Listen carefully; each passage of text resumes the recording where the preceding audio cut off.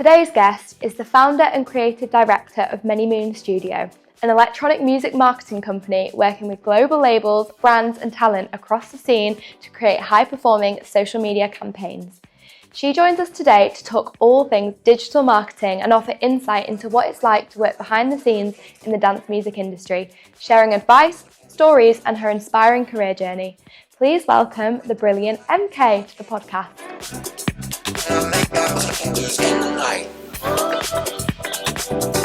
MK, how are you doing? I'm good, thank you. How are you? Good. I'm good, thank you. Thank you so much for coming on the podcast. We're very excited to have you. Yeah, anytime. How's your weekend been? Really good. I've got a pretty legendary grandma, and we were at my sister's bridal shower where we definitely got her to say toy boy instead of cheese. Oh, I've got this video, like a live photo of her going toy boy, and she's like 3 foot tall, like buzzing with herself. That's iconic. Yeah. How old's your grandma? 90. Oh, she's what a like, queen. She's a proper legend. Yeah. Everyone was chanting, we love you, Sheila, we do, at my wedding. It's amazing. So it was great. Yeah. We're not used to Monday mornings, are we? We were having this conversation before. We're not usually up bright and early, but we are today. We've made it. Good cause. We have made it. It's September now. It's the 1st of September. You have had a crazy festival season. What kind of things have you been up to this summer? Well, I mean, we work behind the scenes, so we kind of like are on call for everyone we work with whilst they're travelling the world. But we were at Creamfields a couple of weeks ago, which was really, really good. I was actually chatting to my husband, who is also my business partner, about it the other day. And we did say it was like the second best thing we've done to EDC Vegas, which was our wedding last year. Really? Wow. So it was like a really good weekend. There with your wedding day. Yeah. Wow, that's so cool. So who were you at Creamfields with? Saturday we were there with Andy C. He was playing on the sub-aural stage, and then Sunday we were there with Oliver Heldens and Rick, who I believe was the episode before me. He was, yeah. From 𝗗𝗘𝗧𝗔𝗜𝗍 Records. Hey, so big names, Andy C and Oliver Heldens, like, that's crazy. Yeah. And the fun doesn't stop there, does it? Because I know next weekend you've got something exciting that you're flying out to Belfast for. Yeah, we're going to Belfast on Saturday. Andy is opening for 𝗗𝗘𝗧𝗧. I can't remember what the venue's called. It's like the big square, which I'm really excited about because Andy's just incredible. And then obviously 𝗗𝗘𝗧𝗧 it's going to be a good night of drum and bass. I'm well gel. That'll be so good. So it makes sense to talk about why you get to do all these cool things. It would be great to hear in your own words what you do within the music industry. So I am the founder and creative director, is what my official job title is, of Manymoon Studio. And Manymoon is digital and social agency. So we basically have like our roots are in electronic music. That is our bread and butter. And we work with artists, labels, or like any like sub-brands the artists may start. And basically just take all their digital and social off their plate in whatever way they need us. So that can range from anything from like brand positioning and strategy in the digital space, like how you want to come across. And, I think like there's like a certain degree of persona to what people do online. And then that can be social planning, content, like editing, basically anything under the social umbrella, paid ads, community management. We do the full works for our clients, and then we basically run with it. That's amazing. It's amazing. So many people struggle with that side of things, so it's cool to hear that. What are some of the artists and brands and labels that you do work with? So we work with Andy, and then we do all like Oliver's, so 𝗗𝗘𝗧𝗧 Records, 𝗗𝗘𝗡𝗧𝗧 which is his techno alias's label. We work across Mousetrap, which is deadmau5's record label. And then we've done like different projects with deadmau5 throughout the years. I've worked with those guys for like the best part of 10 years now, with the previous agency and then with my own agency. And then we do a bunch of other stuff with Milk and Honey, who are like a big management company in LA. So it's a real sort of like mixed bag of artists and labels, but it's all under the electronic umbrella just across different genres. Really cool. I love it. So we talk about creating digital marketing campaigns, and that's a big part of what you do. Could you paint the picture for us? What does a digital marketing campaign look like with Manymoon? It really varies. I think in terms of campaign, like the first thing we'll do, obviously we need the music. You would be surprised how many times we get asked to put together a campaign and we haven't heard the track yet.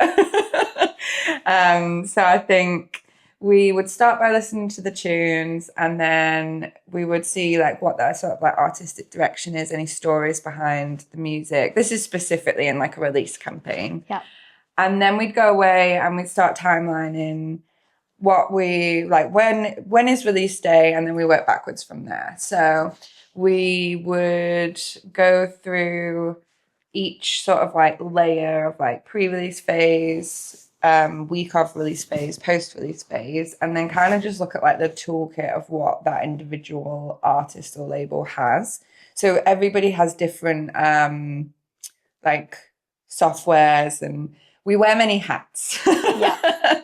So everyone uses like different like marketing softwares, or like, so for example, there's like a couple of like CRMs called 𝗖𝗘𝗧𝗔𝗜𝗍 and co-brand, which are like designed for music marketing. What are CRMs?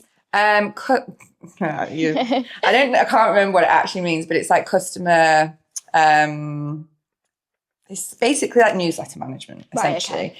But these are like designed in a way that are for social and for music.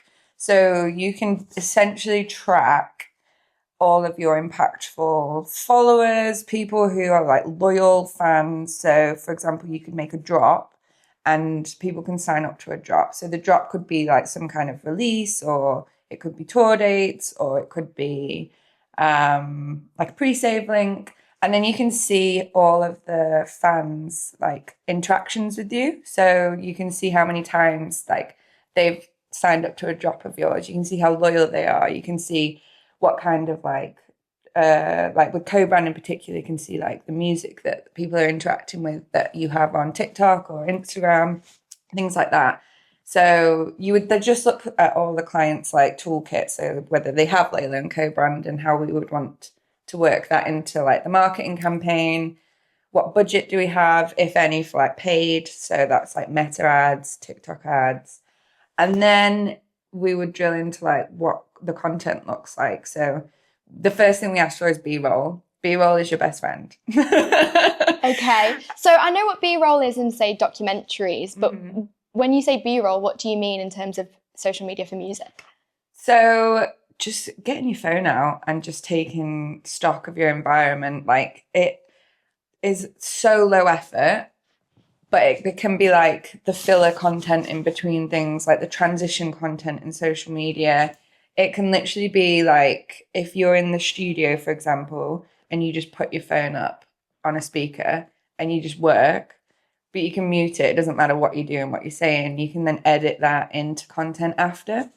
So we just always advise that people bank the B-roll, because the more we have on file, then we can like basically go through and like adapt the content to that release based on like what it looks like. It's like a work smarter, not harder kind of thing. Obviously it takes time still, it takes effort, and you still have to go through it all, but you're not then going, right, I have this release out, what do I do with it? Like, you like, okay, well, I've got all these bits of me in the studio. I've got this thing where I was like walking onto the festival site, or when I was like getting ready to go on stage, or whatever it may be that's like unique to that individual artist. You've already sat on like a little bit of a gold mine in the content space anyway, and then you can create all the like custom bits for that release in addition to it. That makes a lot of sense. Yeah. Like that. When you were talking about what did you say it was called? Co-brand and 𝗖𝗘𝗧𝗔𝗜𝗍𝗧. Yeah. And 𝗖𝗘𝗧𝗧. So did they compile all the information from like everything like Spotify, Instagram, TikTok? Like, how does that, what does it collate in? They're both slightly different. Okay. So co-brand, you log in to like your Instagram, your TikTok, and then it actually has an AI that like detects all your like trends and things that are under, because obviously once you log in, it can detect your official releases. And then if anything like a trend picks up, it detects that trend. So it's like, yeah, it basically like scans through all the different touch points and like impactful posts of like creators that people may have have used your audio.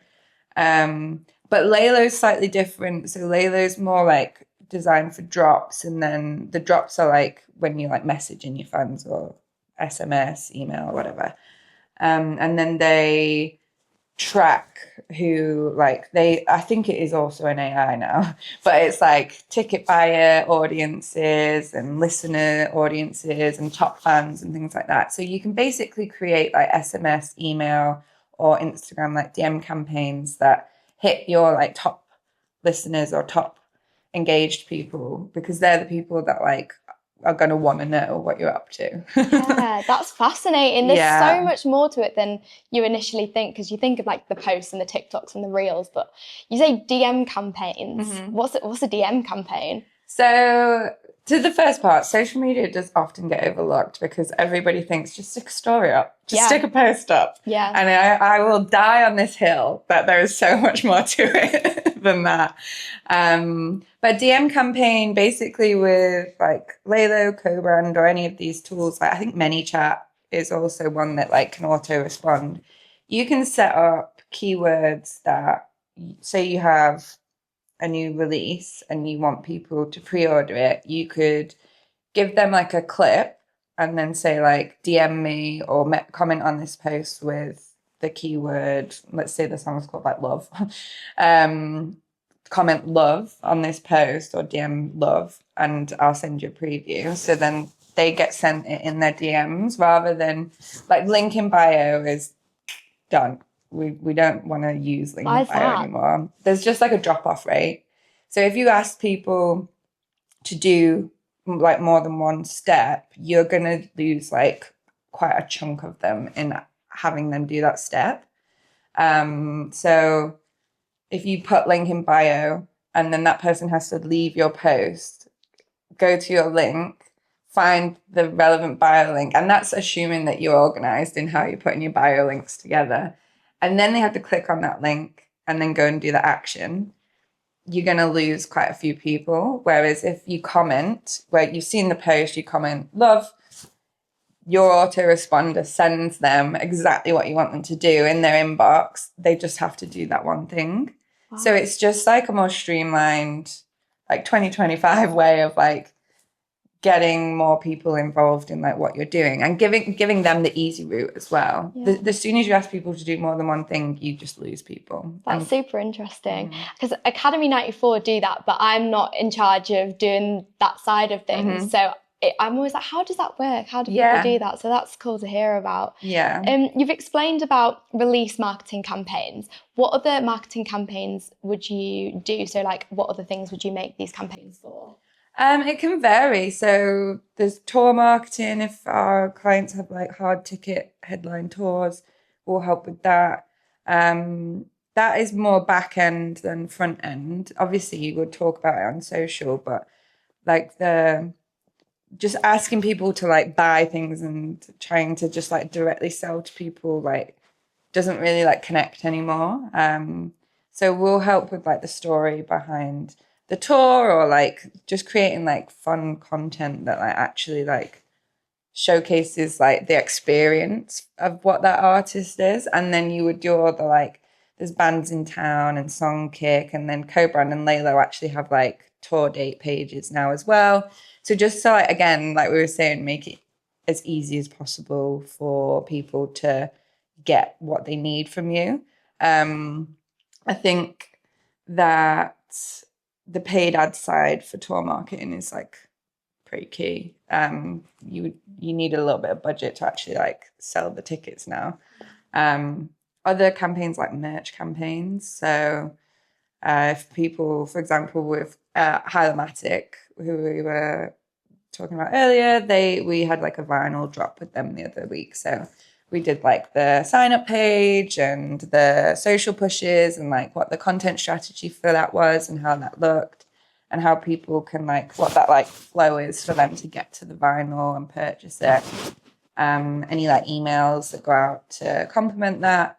So they're like the main sort of like key campaign pillars. But a lot of what we do is just like the day-to-day for our clients. So we like handle all the community building and like making sure that people are like invested in like the story behind the label and like all behind the artist and why they do what they do. So it's not just, here's my release, buy it now. It's like, this is the journey, like, and having like that sense of connection and community. Because I think social is so busy now that like, what is like your point of difference and like why should people be invested in you and your career? And I think the day-to-day of that is like really like the pieces of the pie that like add the value beyond just the like campaigns. So yeah, you do so much. What does a typical week look like for you running Manymoon? Monday is content day. Sometimes Sunday is content day as well. So obviously the artists are like on tour every weekend pretty much. So we get all the content in on a Sunday night or a Monday and then we go through everything. And does that tend to come from photographers and videographers or footage from their phones or bit of both, like a bit of everything. So we'll sit and go through it and then we basically just go back and forth with management and artists and like make edits and cut things down and put together like just finding like what is the like real point of difference of like that show. What were the like cool tracks? What were the moments backstage? Like basically anything that like made that weekend fun and unique. And then we'll talk to the artist or the label and we'll all come to like the end product. And then that goes up on social like pretty much straight away because I think everybody wants things so instantly. You can't do a recap post on a Wednesday anymore. It's Sunday, Monday, boom, we're on to the next. Yeah, but usually you're too tired. So it's like, that's where you come in. Yeah. So Monday's content day. Yeah. Yeah. Where'd you go from there? And then it's usually like later on in the day, it's like calls with the US because they're all coming online for their Monday mornings. I'm sure their days look very different to ours because there's like a lot of crossover. Tuesdays, it's like planning. So Tuesday, Wednesday, we'll sit and we'll go through like everything we've got coming up. We try and get as far ahead as we possibly can, which isn't usually that far because of the nature of content and the way it comes in. But we'll get all the briefs and like things that we think will be good to have if we know there's a release coming up or a big anniversary of a track or if we want to create a moment around like a key day like National Cat Day or something. Yeah. So that's like Tuesday, Wednesday is like planning. So do you do your research on what National Day it is just in case there's an idea? Just in case. They're usually not that useful. But like Mouse Chat, for example, who we work with, Dead Mouse is like a big cat man. And you would not believe how many cat memes we have like saved. For him. So National Cat Day is very important on that project. Okay, right, I see, okay. I would say with like national holidays, we'll say that loosely. Very important national holidays. That you shouldn't just try and tie into it like because it's a thing. I think that's super organic and natural. So we just try and see if there's anything like that is relevant to that client. So that's Tuesday, Wednesday. Thursday, Friday is like release mode basically because Friday's release day. We're just making sure like everything is like uploaded to YouTube that needs to be. All the links are like ready to go. Obviously they're all done way in advance, but Thursday, Friday is like the finishing touches. And there's a bunch in like what we do that you can't do till the stores have turned on at like midnight on Friday and the track's out, like pinning people's artist pics to Spotify and posting like Spotify clips and all this kind of stuff that's relatively new. What do you mean by that, pinning people's artist pics to Spotify? So when you go on to Spotify, you'll see like latest release and then you can have an artist pick. So you could put like a playlist there or you could put your new track there with like a banner and a personal message. So you can't do that till the track's out. So that's like, we have like a little checklist that we carry out on like Friday morning, like updating links, banners, adding the bits to Spotify that need adding, changing like the messaging on social, basically anything that was like out soon messaging flips to out now. So Thursday, Fridays are like just basically getting all of that in place. Any like emails, SMS campaigns that need to go out, we get all of that scheduled. Artists and labels have like added all their bits well in advance. Like we just have it all ready to go and like do it on the day. So. And then weekend, you're usually doing something busy. Weekends can range. Yeah. Sometimes it's we'll go to like client events to see them. Other times I'm firmly in my blanket with my Kindle. That is so important. No, that is so important. I love that. When you talk about you're talking about the team at Manymoon. How many is there in the team at Manymoon? So there's 4 of us at the moment. We've kind of fluctuated over the years. It started just me. And then I mentioned earlier, like my husband is my business partner. So things were going pretty well in the first 6 months. So he joined in like the July, and then he became co-founder with me. And then we hired our first employee like that September. And then we kind of have just like rolled from there over like we'll be 5 years old technically next February, but we're officially as a limited company next May. So yeah, we've had like a few different staff over the years. And then we kind of, I think our biggest, there was 5, like we've been like 5, 4, 3, and then we've just kind of like gone up and down. Yeah. We've always tried to keep it tight. Like we've always wanted to be like a boutique kind of setup. We're all completely remote so that we can like play the time zone game with our clients. But yeah, it's a good bunch of people. Yeah, that's amazing that you do it all remote and you're not in an office. How do you organise that? Lots of like Zoom calls or Google calls. We're all very on it with like calendar syncs, and we have like group chats coming out of our arses at this point. Yeah. Yeah. Lots of group chats. We're all very communicative, like online. Yeah. So yeah, it's all just like syncing schedules. We have to be able to do it anyway because of like our clients being everywhere. So it's just the kind of same process with the team. And do you work a 9 to 5, or do you work same hours, or do you sort of just work as and when? I saw a meme the other day, and it was like, I want to get out of the 9 to 5 so I can work 24/7. And I was like, yes. That's so true. Yeah, that is it. Yeah, like I roughly try and work like sort of late mornings till into the evenings, because we do work with like Eastern and Pacific coasts in US. Pacific's like -8 hours. So like they don't come online till like 4 or 5 p.m. So I try and stay around till like 9 p.m. But there's been many times I've been sat in my bed, and also not to put people off. Yeah. Been many times I've sat in my bed like on my phone answering messages. But like that is not necessarily how this has to run. That's just the nature of how we've made it. And the team are very like-minded in that. Like they're very much like digital nomads that like want the flexibility of just working sort of like when you're needed with the clients. And obviously that comes with the perks of like in quieter times, there's like you can basically just go and do your thing.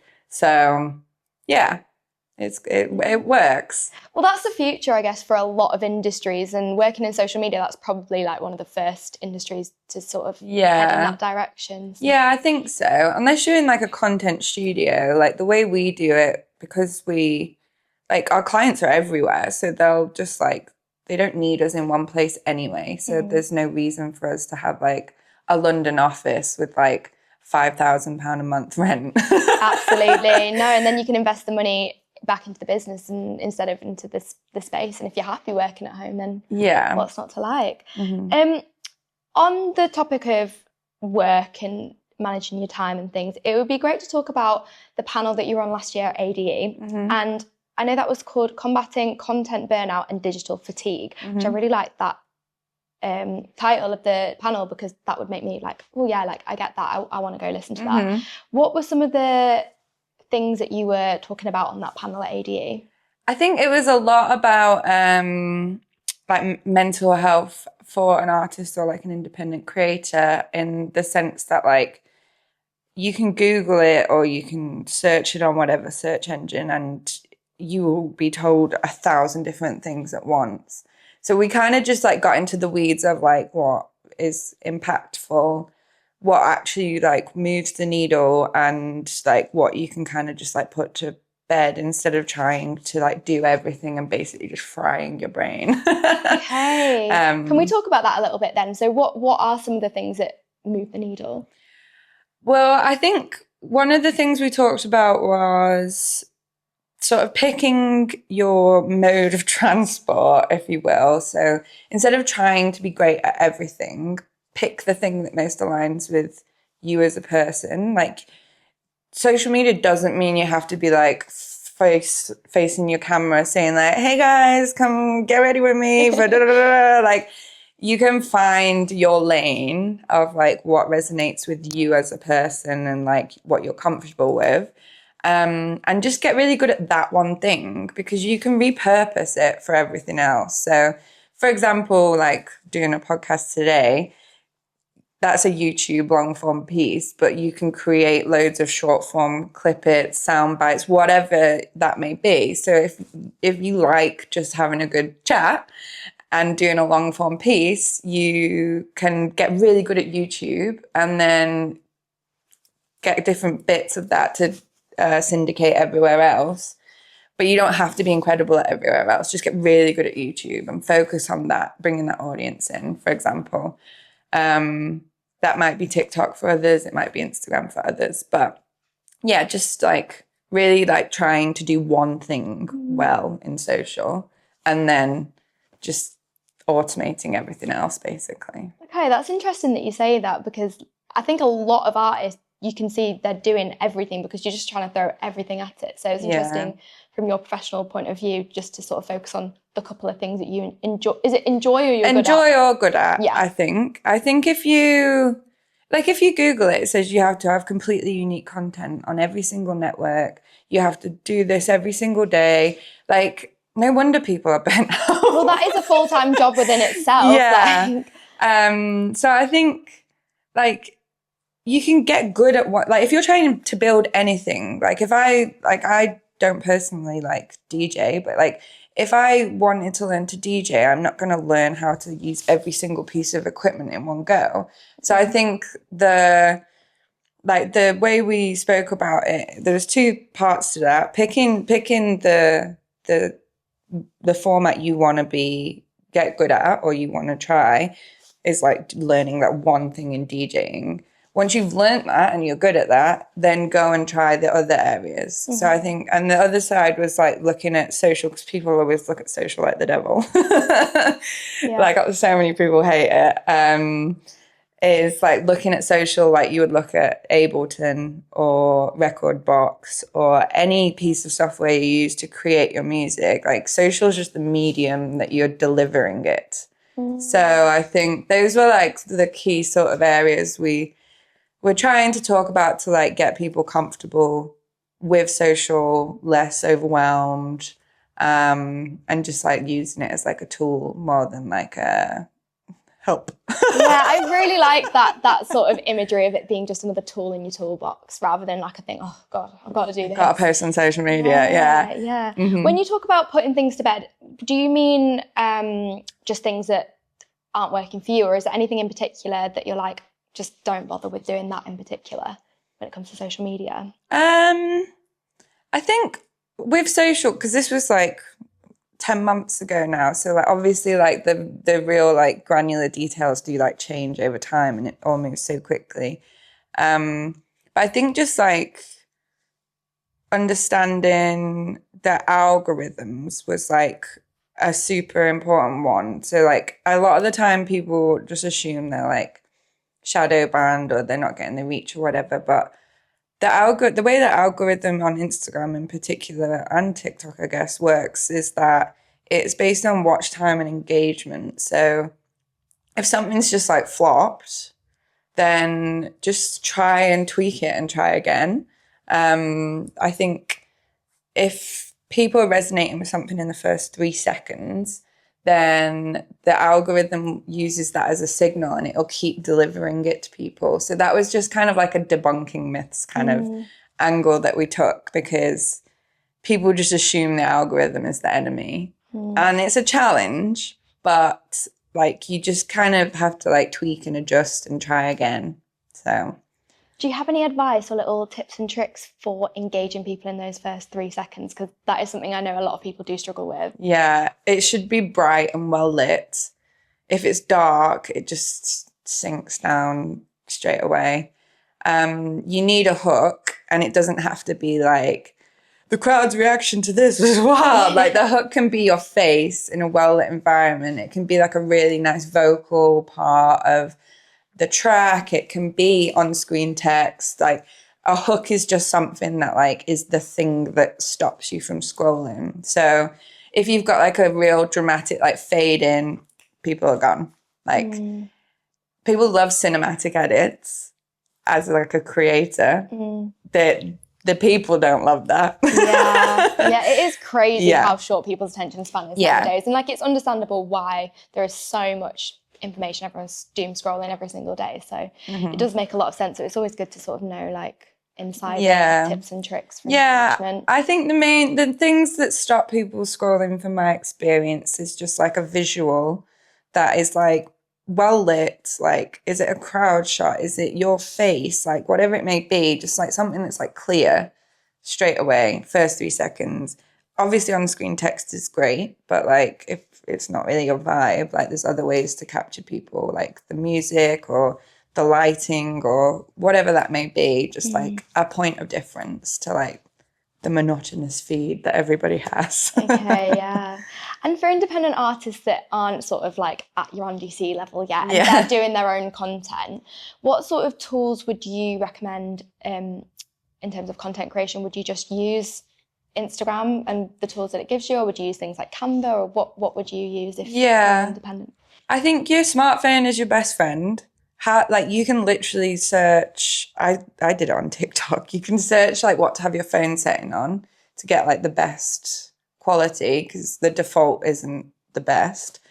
A cheapo ring light. Yeah. Get yourself down to home and bargain. Really? So you're just like, it doesn't really matter about a ring light's a ring light. Yeah. Like if you're an independent artist in your home studio, you don't need like all singing or dancing tech. And then I would say CapCut is free. Like there is a free CapCut plan for editing videos. My friend actually teaches salsa classes in Battersea Park, and we got him onto CapCut, and he was like, that's the best thing anyone's ever introduced me to. Hey. So yeah, that's free. There's obviously paid options with like more features, but it's super easy to use. Like if you download Premiere Pro and you're not a video editing expert, you're going to be overwhelmed quickly. Yeah. So CapCut is like super easy to use. Obviously there's other, like, I think there's like Adobe Rush or something, but that still requires like an Adobe subscription. So I would say like that's a great software. Canva for quick edits of like pictures or coloring or anything like that. And then there's different like scheduling tools that you can use for social, but we use one called Metrical. So that like does your analytics, any like social listening and scheduling kind of things. So they're all like very cost effective, if not free options for people to do at home. And again, just like over film, I would say, like don't try and like perfect like a 15-second clip, like just press play, do your thing, and then have a little play around on CapCut. Yeah, it's actually quite fun. B-roll thing. Yeah. No, that's really good advice, because I know what you're saying about Premiere Pro. It's overwhelming, whereas CapCut's very user friendly, isn't it? Yeah, exactly. Yeah, it's great advice. What would you say? This might be a difficult question to answer. I don't know how straightforward the answer will be. But what would you say is the best way for actually growing a following on, we'll say, Instagram and TikTok are probably the biggest ones. What would you say is the best way to actually grow your following? I think using social as a social tool. So not just like putting content out and expecting people to like it, like actually seeing what connects and then like becoming a part of the relevant communities. So following your peers, following tastemakers, interacting with everybody, like the clue is in the name, social media. So like be social, be part of your scene. And that's quite like an organic way of like making new connections and getting new followers. I think actually like listening to the analytics of like what's performing, Reels and TikTok are really good ways of hitting like new followers. So carousels are great for, like, this is on Instagram in particular, but carousels are great for your existing audience. And then Reels are great for hitting your existing audience, but also new audience.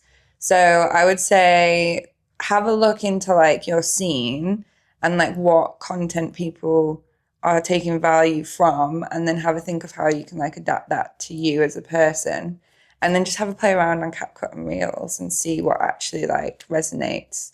Trending audios are great because you're instantly like getting like pinned under something that's already getting a lot of interaction.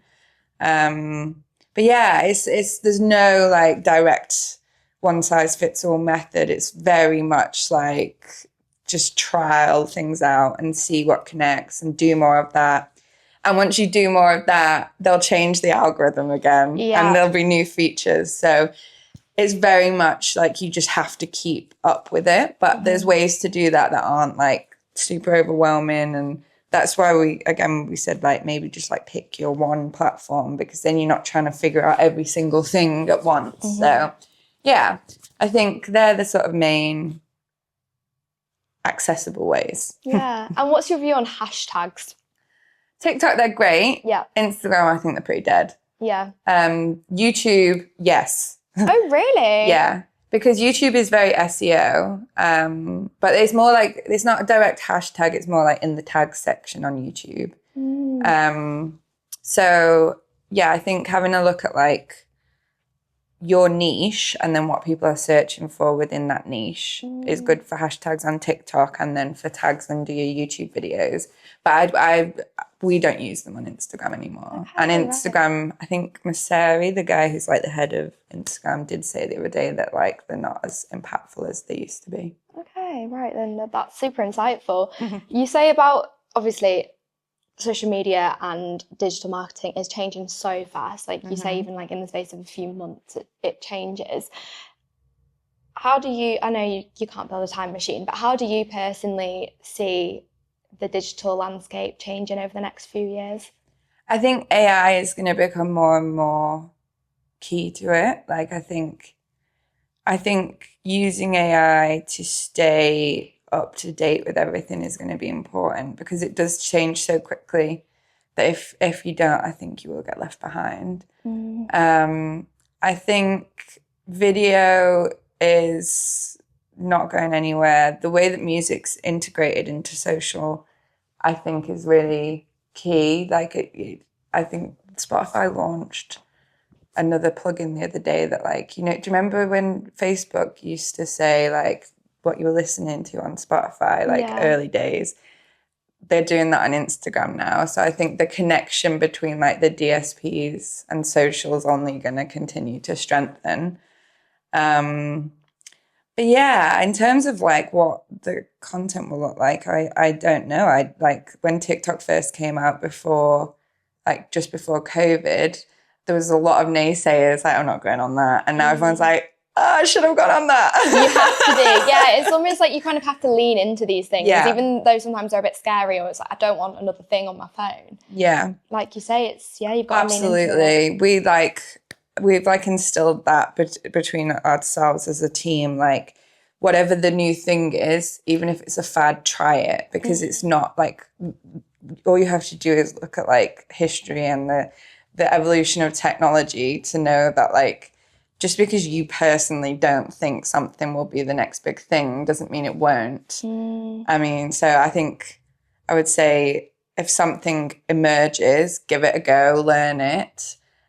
see how you can work it in. If it becomes redundant, move on to the next thing. But I think we have to continually adapt with the digital landscape, because like the way it's changed in the last 10 years is just insane. Oh, it is crazy. And some things come and go so quickly. Like Be Real was like such a big thing for a couple of years, and now it's like nobody really uses it. Well, people do, but it's not as much of like a huge thing. Yeah, and then Instagram just copied the feature anyway. Yeah, and then Vine was just TikTok before its time.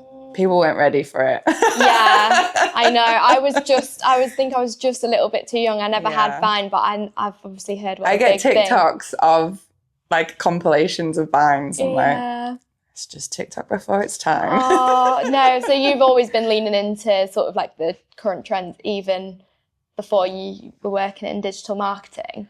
Yeah, I guess. I think...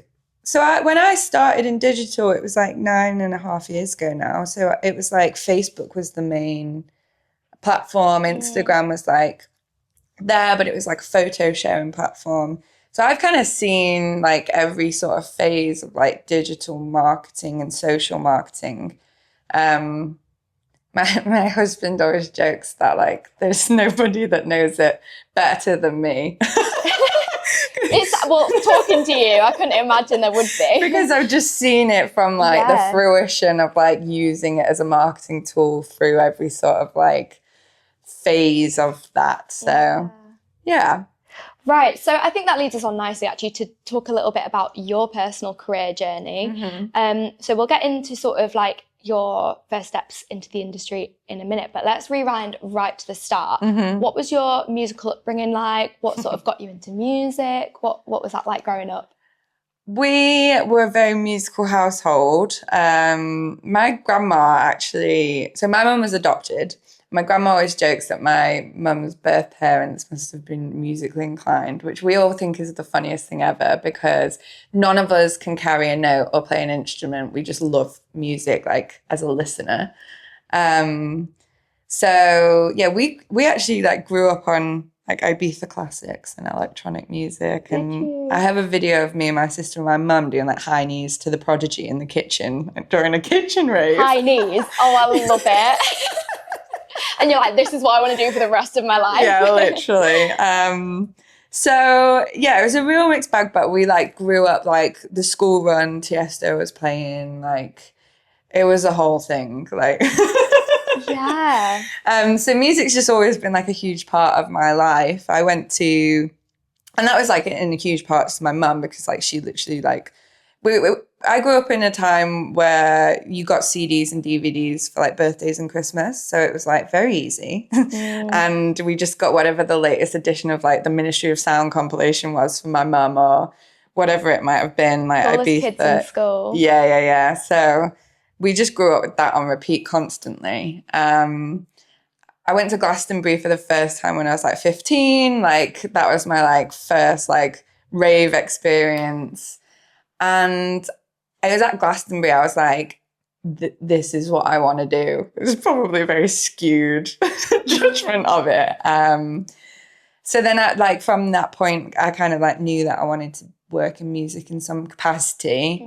Like just had never, like we grew up, like it was just me, my mum and my sister.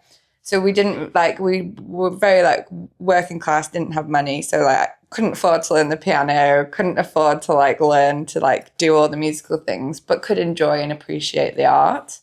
And then, I went to university. I did PR and communication at uni, but always felt more of like a call into like the digital marketing side. And then... So what made you choose to study PR if you at 15 decided, I want to work in music? Well, I knew that I'd have to work in the background because I wasn't going to be like a singer. I never put my hand to songwriting. Like I figured that if I want to work in music, the best route would be events. So I wanted to do PR and comms or marketing in some capacity. To then, like my dream in my head at like 17 was to get in with a big festival, or once I was at uni, I started looking into like music PR companies. Quickly realized that like I would probably have to head to London if I wanted to get into like one of the big companies. And then I just kind of like did a bunch of different like work experience during uni, like in like traditional PR, travel, digital marketing, in like brands, like loads of different stuff. And then in the May of like, I was graduating in the June, May, I got offered a job at Rising Digital, which was based out of Sheaf Street at Duke Studios, which is like a digital agency and was co-founded by Chris Lake. And what a first job. Yeah. That's crazy. Like right in the deep end. I know. So what were you doing at that agency? So at that agency, I was basically like an account exec. So helping look after different clients and their social media, project managing like creative and like briefing the graphic designers. It was quite a mixed bag really. But I was obviously very junior. So I was like helping the account managers on that, working across like a bunch of different, I can't remember at the time, bunch of different like artists, but all still electronic. And then I ended up being there for 5 years in the end, like worked my way up, and then COVID hit. Okay, so COVID hit. What sparked you to start your company Manymoon? Because that is a big step, especially you were at a very good company for 5 years. Did you enjoy it there? Yeah, I loved it. The team were great. Like it was a lot of fun. Like I got to go to like Tomorrowland with Axtone Records, like went to ADE a couple of times. Like it was just like the perfect like post-uni job. Like I had some great friends there. Like it was just like a really enjoyable period. It sounds, with everything you've said before as well and what you're interested in and what you're good at, it just sounds like the perfect thing. So what happened from there to you starting Manymoon? Like what sparked the idea? What inspired you to do it? I think I've always been, and I think this is in large part to my upbringing, I've always been like crazy ambitious because we were like the have-nots at school. Really? Like you had the haves and the have-nots. We were the have-nots, and I was like, I want a different life for myself. Like I saw my mum like not really earning that much money when we were kids, and I was like, I want to build something like a bit bigger for me. So I always knew I wanted my own business in some format. I just didn't know what that format was. And then COVID obviously struck. And Manymoon is essentially a COVID baby, just not like everyone else's COVID baby. Okay, your own, yeah. Especially your husband's your business partner. Yeah, so it's it is our COVID family. baby. Yeah. So we just had a lot of time. Like I was very fortunate to still work during COVID. We weren't on furlough or anything. So I was working from home on the clients that were like still able to do what they do, which was primarily labels because obviously like touring artists had to stop. And then I just had a lot of time to like think and reflect on like my career and like what I want to do with my life. And just like toward the back end of COVID, started thinking about like what that could look like. And did I want to do some freelancing work and travel and like just basically like going through the motions of thinking of all the different avenues, buying every domain for every business idea that we had during COVID. Just in case. Just in case. And then it just kind of like was like this really like nice like universal, I don't know, like a moment of like the universe was giving us a sign where Rising pivoted towards motion graphics entirely at the time when I was like having all these ideas. We had like a really good chat, and then we just agreed like to part ways basically. So I left in the February. My husband Cal at the time was working a full-time job, so he was like, right, you just go for it. We'll just like cut back on spends for a bit. If it doesn't work out, you can just apply for another job. So I just started doing like little project bits here and there, freelancing. And then actually somebody asked a previous client at Rising for recommendation, and then they recommended me.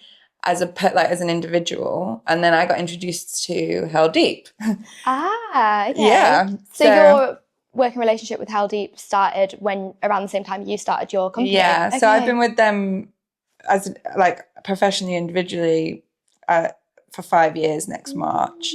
And then Gosh, it was very soon after then. Oh yeah, they were our first client.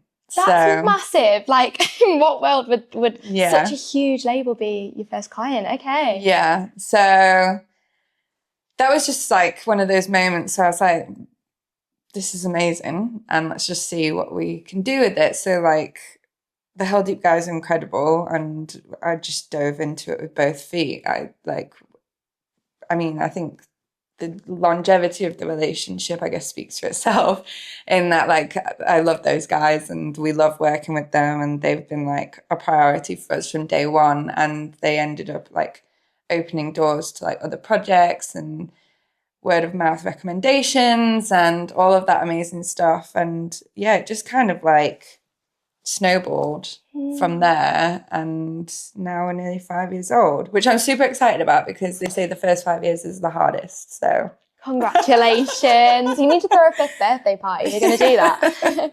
Yeah, I definitely want to. Yeah. Oh, I love that. So how long into your business was it just you before you started working with your husband, or you employed somebody?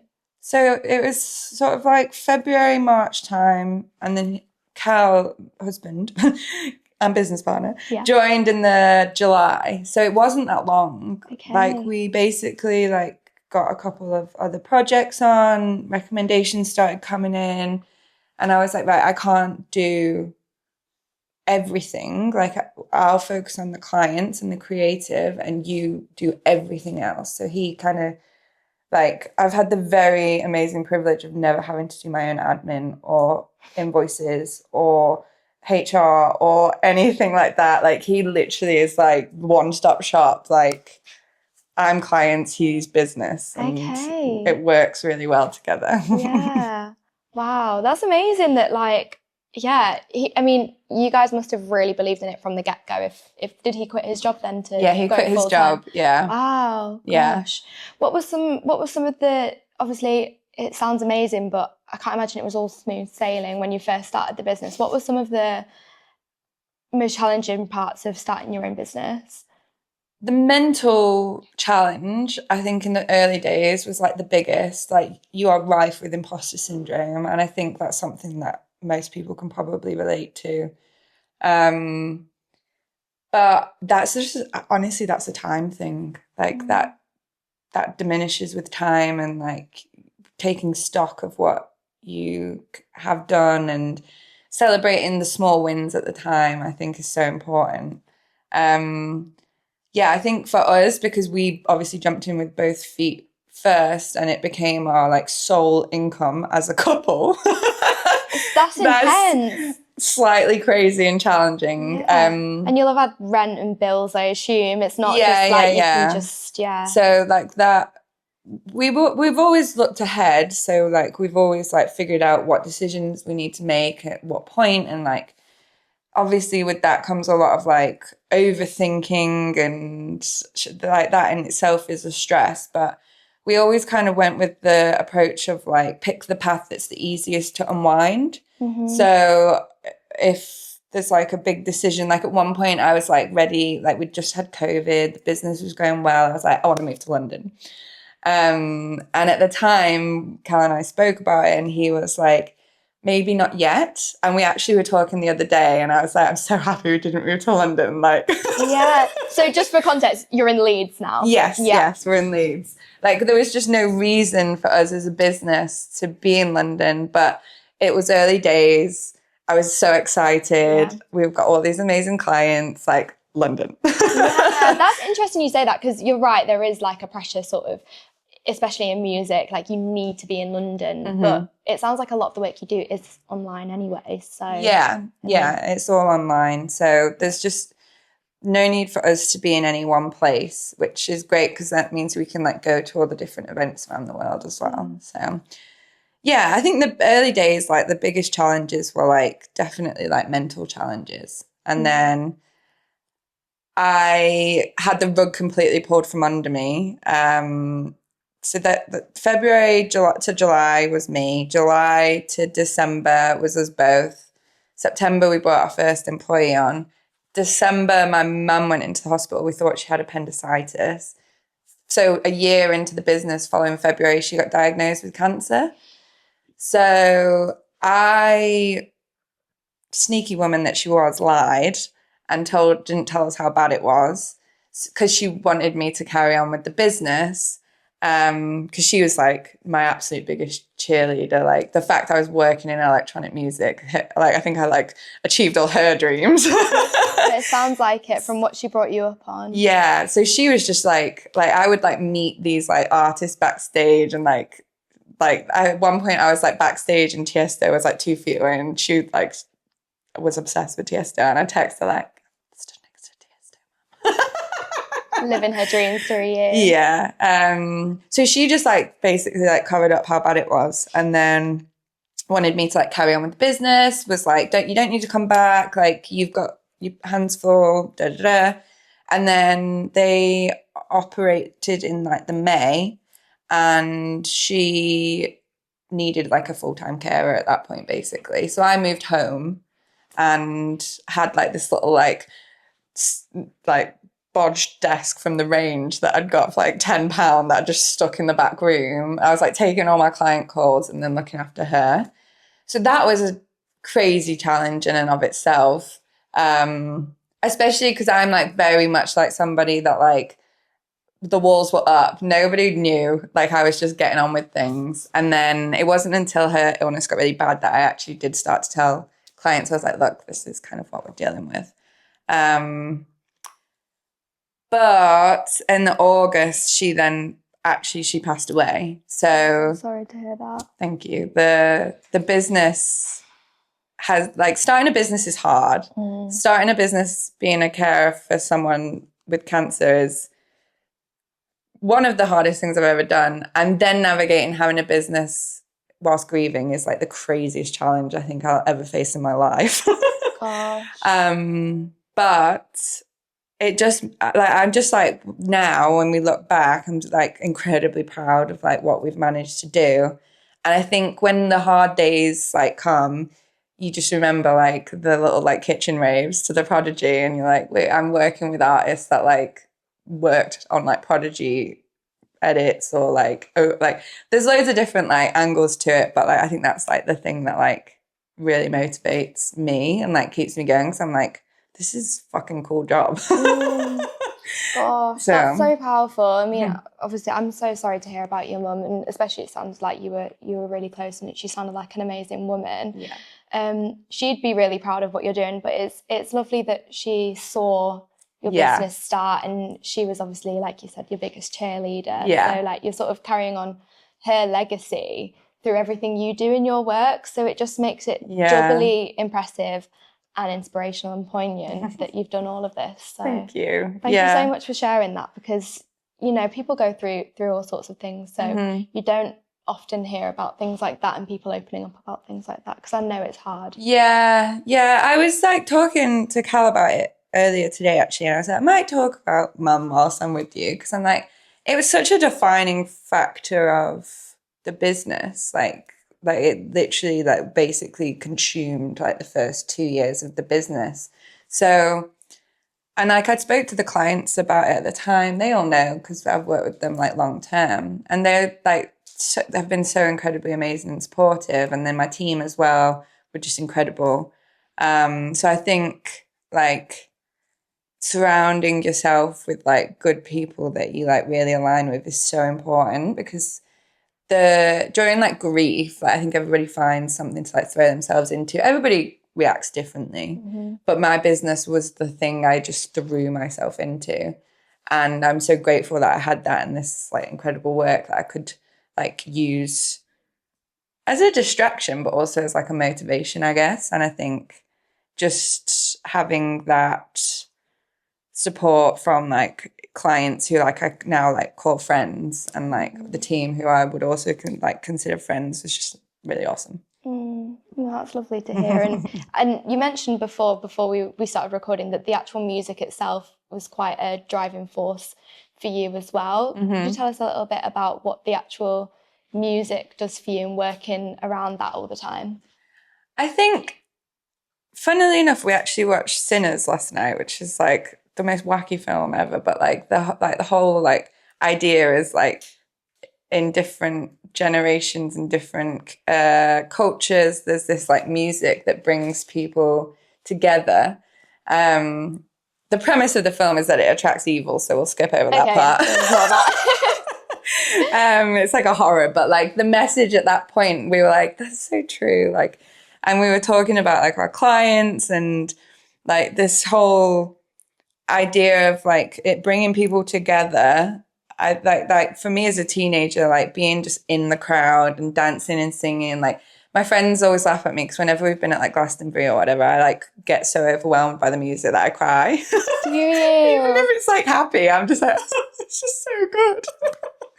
You're totally in the right profession then, like no doubts about that whatsoever. I know.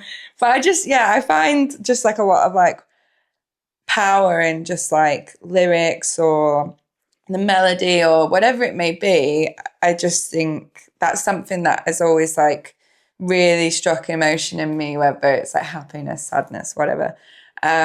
So that for me, like being able to stand like side of stage and hear like Oliver at Creamfields playing like edits of tracks that I listened to with my mum, I'm like, yes, this is the life. It is. Is it always dance music for you? Is that like tunnel vision dance music, or are you into other sorts of music as well? I think dance music, because it's like professionally and it's like what I enjoyed like going to like raves when I was younger and whatnot, has always been like a huge part of my life, but it's not like the only thing I listen to. I mean, it definitely is like we have like Sarah Landry sets on at home, Oliver sets on at home. Like literally there's always like peace and quiet techno in the background.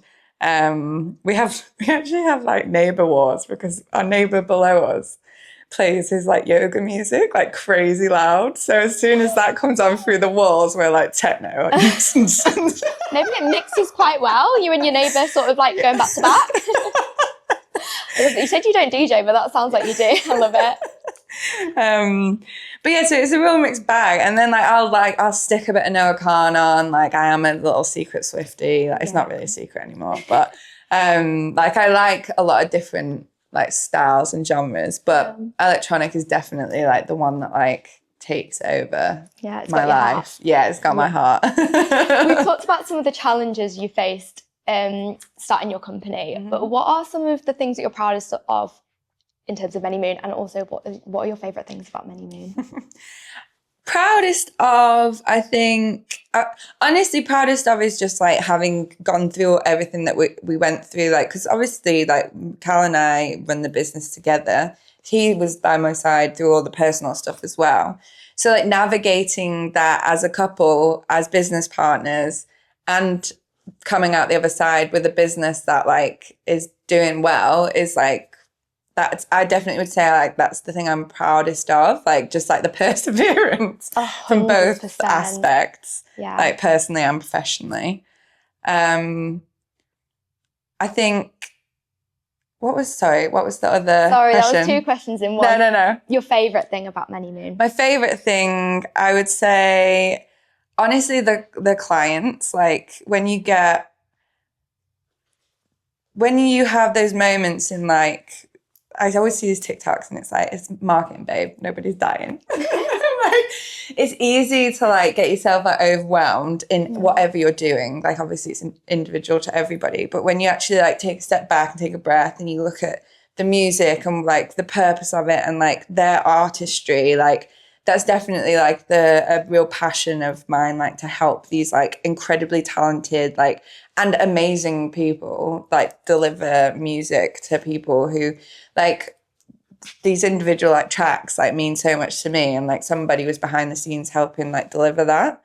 So like that's definitely like my favorite thing about what we do, like being part of like the mechanism that like helps put all this amazing stuff out that like actually can like mean a lot to people. Yeah, especially because you get like actual figures to show that your creative work is doing well as well. Like you can sort of like see Yeah. what you have achieved in numbers, because it's hard with a lot of creative industries. You don't often see that, but I guess with what you do, you kind of have some numbers to what you do. Yeah, for sure. And like, it's like social's not like the only sort of like signal of success. Like, and you can't say that, oh, these streams came from this campaign or these ticket sales came from this. Like, you can track as much as possible, but I do think the wider like team ecosystem is like real key to like the end product. And like, if the music's good, the artist is passionate, the label are all doing their thing, like we have a bit of a joke like that we don't want to work with dickheads, and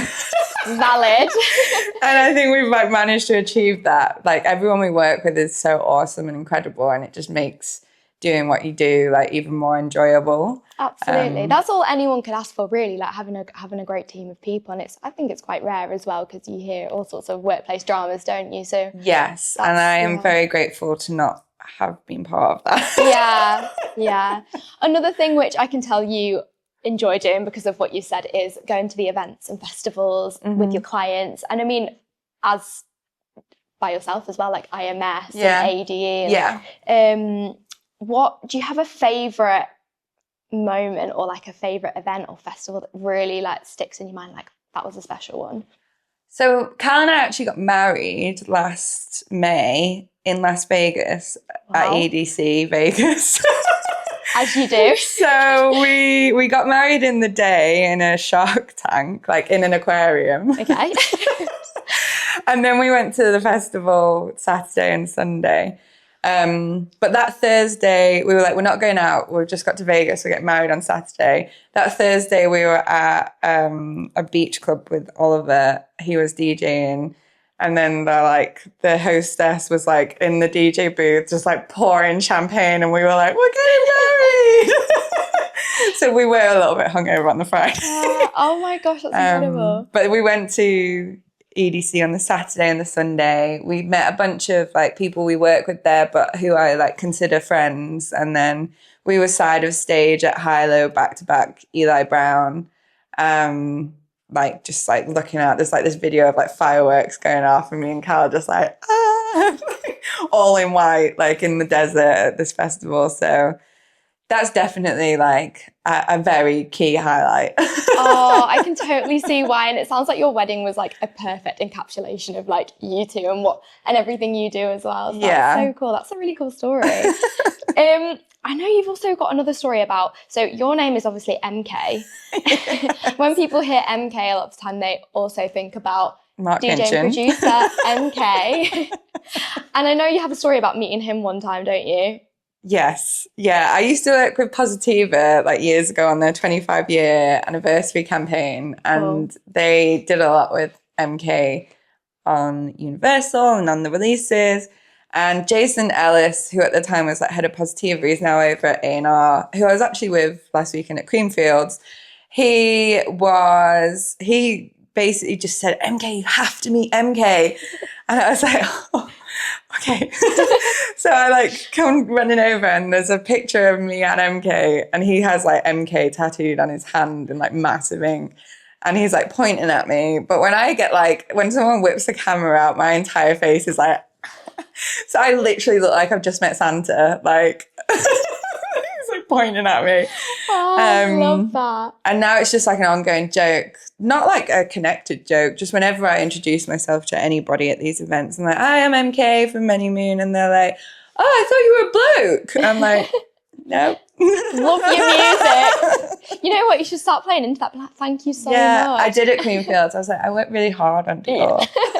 You know, I'm glad you're finally recognising me. That's so funny. So, cool. So it's been really inspiring to hear about your story and your journey through music. And I guess a lot of people working in the music industry, whether that's DJ producer, working in marketing, A&R, it's hard to know sort of like what your first steps are in the industry. And obviously you did PR at uni. So like we say, everyone's journey is so different. But for those that want to get into digital marketing for music in particular, and say they've totally got a blank slate, like they've not been to uni yet, or they, you know, what would your advice be to people that are wanting to get into digital marketing in the music industry? use it as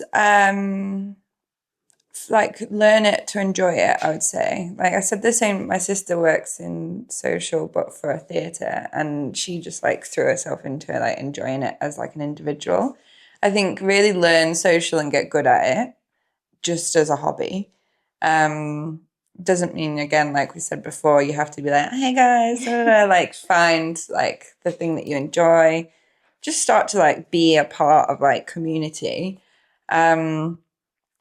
And then I would start going to events. I think someone said to me the other day, your network is your net worth or something. Like, so there's a couple of years into Rising, I went to ADE, and it was Facebook at the time. But I like everyone I met, I made friends with them on Facebook. I'm still friends with them now. Like I've seen them later as Manymoon. Like I think just really like getting yourself out there and speaking to people in the scene and just like being a nice person. Yeah, absolutely. Is really important. And making like make a memorable impression on people. I think Mel Robbins, the psychiatrist, said on a podcast, she was like, just ask people their name. Like it goes a long way. Like it shows that you're actually interested, and remember their name for the next time you meet them. And I'm terrible with names. So I was like, I feel like a bad person now. But I've been like actively like trying to like fix that, because I'm like, that's so true. Like when someone asks me my name in that situation, I'm like, oh, that's so nice. I'm MK. Da, da, da. And then, so whilst like it might be daunting to like, well, it is daunting. It daunts me. And I've been doing this for a long time to like just go up to people and introduce yourself and ask questions about them. I think that's really valuable. So and remembering what they tell you as well. Exactly. I have a little habit now, like when I meet someone at an event, I take a picture of their contact or screenshot their, like if they add me on Instagram or I add them on Instagram or we swap numbers, I screenshot it straight away. Because if you put a number or an email into a phone and then you go and speak to 50 more people, and maybe you've had a couple wines, the next day you're not going to remember everybody. So you can like save all the screenshots, and then I put it into like a spreadsheet of like who I met and what they do. It's just to like keep track of everybody. Yeah. So I think that's really important. What about business cards? Do you use business cards when you go to these events? No, they're like sassy little ambitious businesswoman in me from like teenage years really wants one, but I just like, they end up in the bottom of my bag. Yeah. Like I don't take stock of them. Do you know what I saw the other day, which you might have seen? I went to a networking event and a girl had a QR code on her phone. Have you seen? Well, they're really cool. I like those because what you said about like losing people's business cards and things, they're quite cool. Yeah, I think anything that like you can remember. I've just started asking for people's emails and emailing them like, hey, it's MK, we met, da-da-da. Yeah. And that goes a long way. And like I did that with someone at Creamfields, and they emailed me back on like the Tuesday after the bank holiday and said about getting a coffee, and I was like, done. Yeah. So it is super interesting hearing all of that, because like you say, like networking events are daunting for anyone, especially if you're going by yourself. Like you just have to push yourself to do these things, don't you? Because I think people are more inclined to do it hearing from people like you who are successful, who have had to put themselves in these situations, that it is worth it, because it does make it a lot more appealing to go for like, this is worth it. Every single piece of business we have had as Manymoon has come from word of mouth recommendations.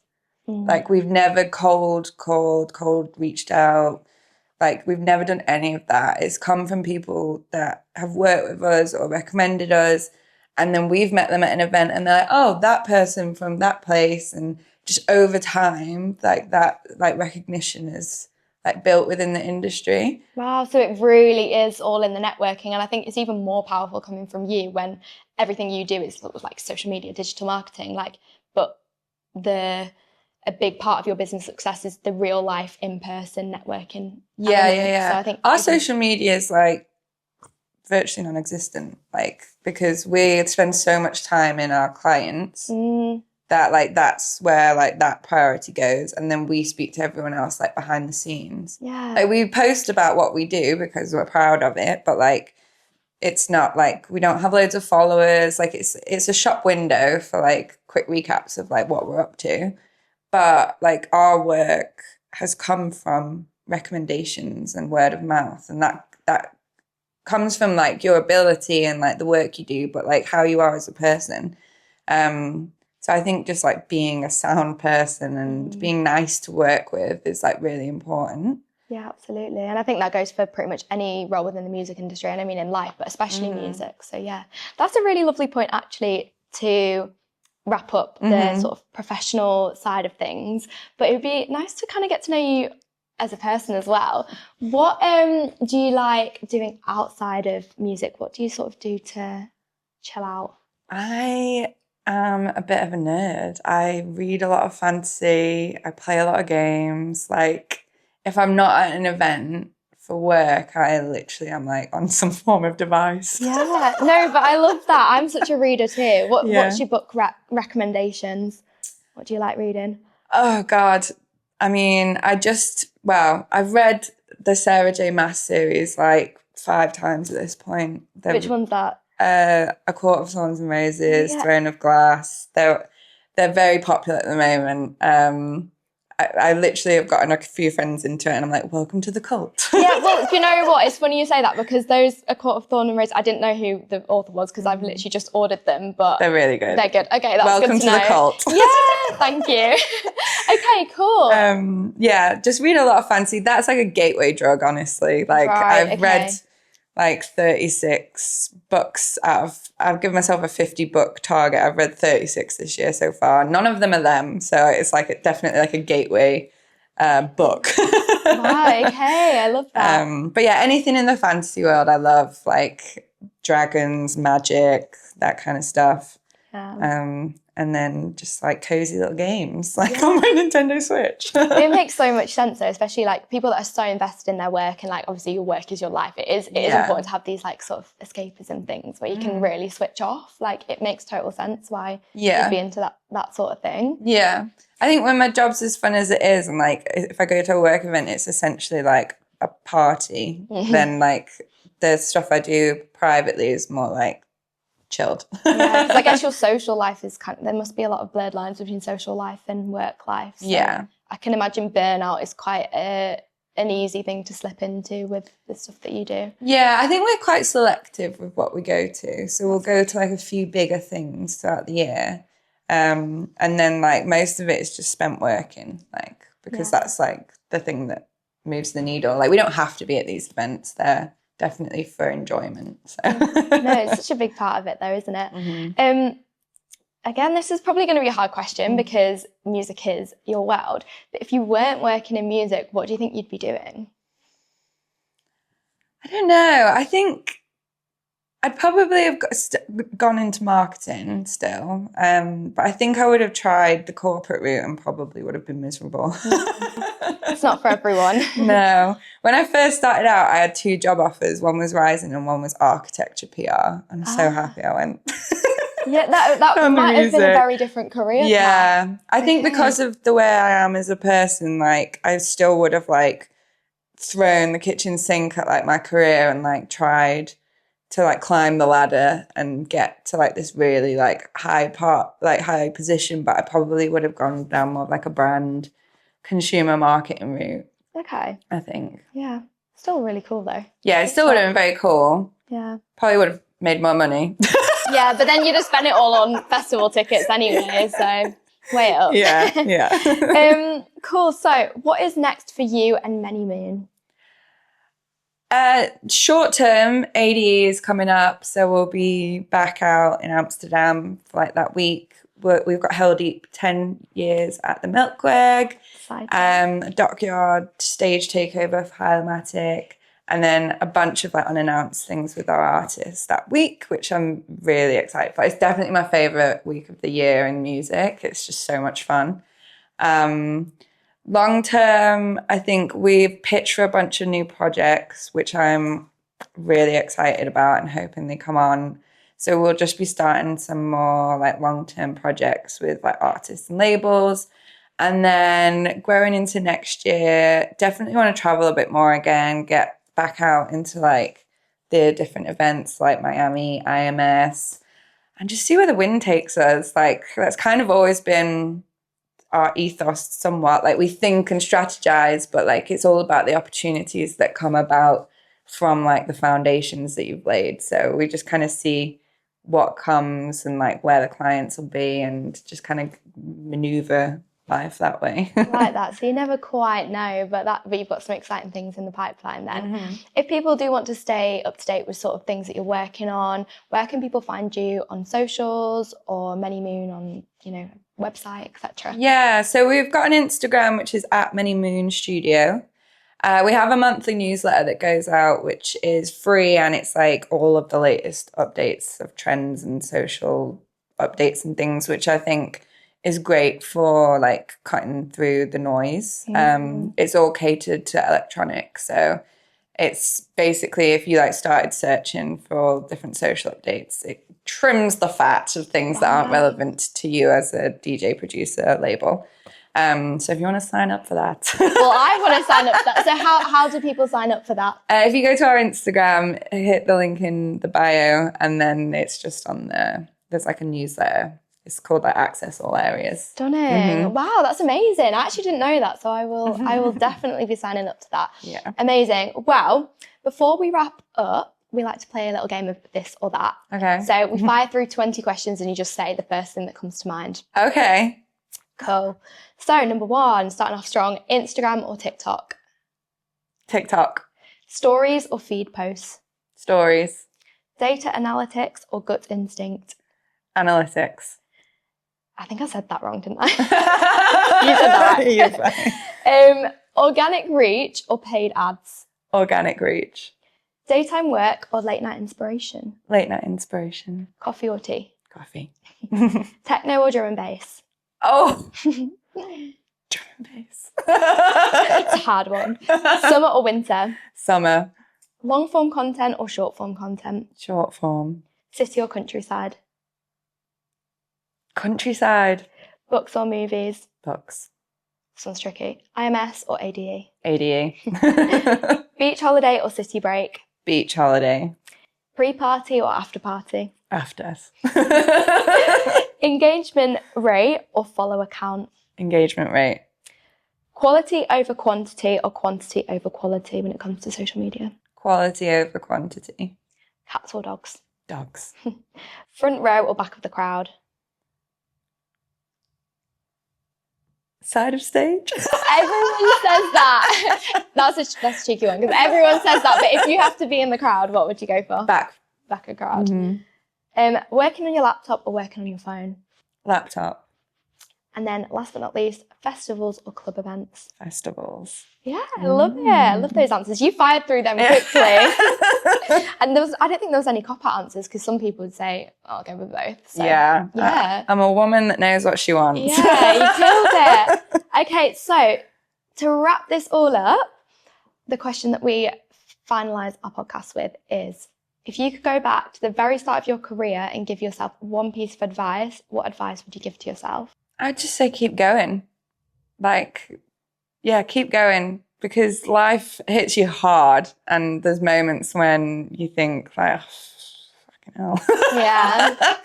But yeah, I mean, just keep going and just take the opportunities that arise, and you can say no if like there's no decision that you make that's irreversible. So yeah. I love that. There is so much pressure on decisions and people thinking, oh, if I do that, then it'll be like the end of the world. But no, that's great advice. So thank you so much, MK. It's been such a pleasure to have you on the podcast. It's been amazing to hear your stories, advice. It's just been top notch. So thank you so much for joining us. Thank you for having me. It's been a pleasure.